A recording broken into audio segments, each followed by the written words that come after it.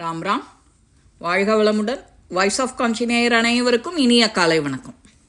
மந்திரங்களை உச்சரிக்கிற சரியான முறை இதுதான். வேதங்களில் இருந்து உருவானது தான் மந்திரம்.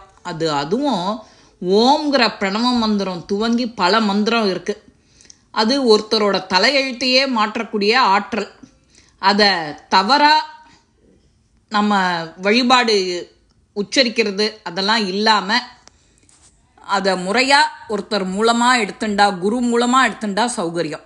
இது எதுக்கு? மனித குலத்துக்கும் இறைவனுக்கும் இடையே இருக்கிற தொடர்பை உறுதிப்படுத்த. பேசும் மொழி, அதாவது மந்திர பாராயணங்கிறது முக்கியமான வழிபாட்டு முறைகளில் ஒன்று.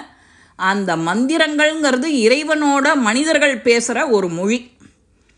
இதற்கு இறைவனை அடைவதற்கான காட்டுற ஒரு வழி, கருவி.